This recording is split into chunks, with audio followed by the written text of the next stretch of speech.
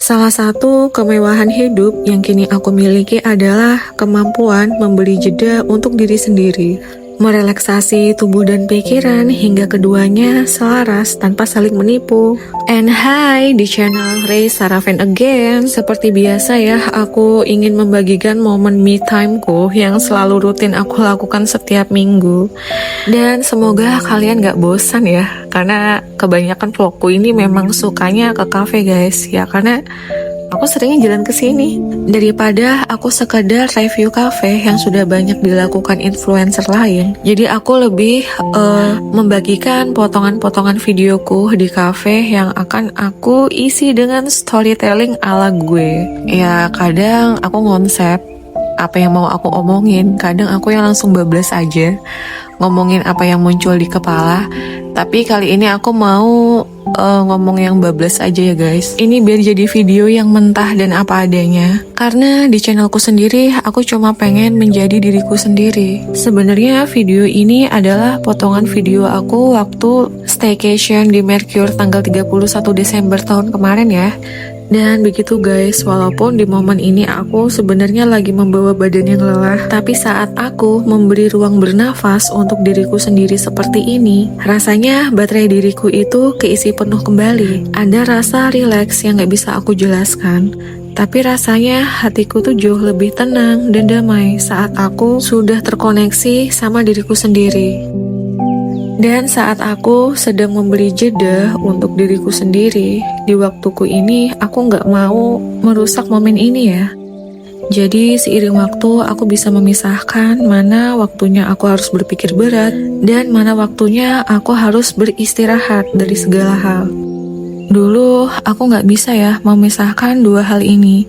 Dulu hidupku lebih banyak dikendalikan atau dikontrol sama pikiranku sendiri, sehingga kemanapun aku berada, walaupun aku sudah jalan ke tempat A, jalan ke tempat B, makan enak di resto A, resto B, atau ngafe di tempat yang menenangkan banget gitu, yang cozy abis, tapi pikiranku tetap aja rasanya tetap berisik dan gak bisa tenang gitu guys. Walaupun badanku posisinya lagi diajak rehat, tapi pikiranku gak ikut mengalir di dalamnya. Overthinking tetap mengikuti kemana tubuhku pergi, yang seharusnya pada saat itu aku nggak membawa beban pikiran itu karena kondisi tubuhku sedang ku bawa healing.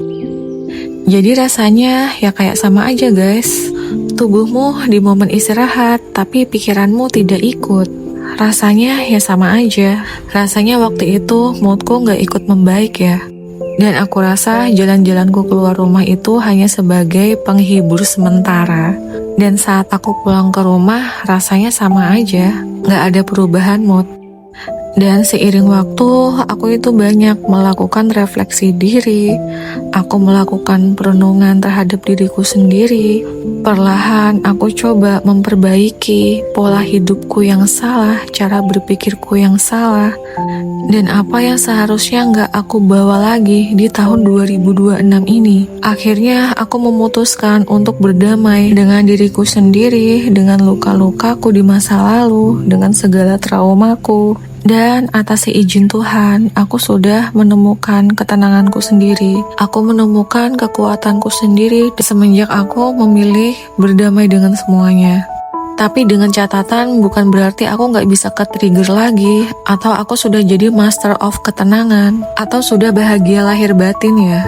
Tentu tidak seperti itu guys cara berpikirnya, karena ya bagaimanapun aku tetap masih manusia biasa, dimana dunia ini sifatnya tidak untuk memanjakan manusia juga. Kalau pergulatan batin itu pasti ya tetap bisa dirasakan semua orang. Hanya saja cara aku memanajemen pikiran dan perasaanku sudah tidak sama lagi seperti dulu. Kalau dulu aku sering banget kalah sama diriku sendiri. Saat aku sedang mendapatkan sebuah masalah ya, itu aku langsung tersengat badai emosi yang bisa berlangsung selama berhari-hari bahkan berminggu-minggu.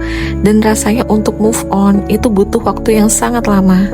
Tapi sekarang aku sudah di fase tidak lagi mudah larut dalam badai emosi. Aku memimpin bagaimana cara pikiranku bekerja dan bagaimana caraku meregulasi batinku sendiri. Seiring waktu berlatih hidup mindful.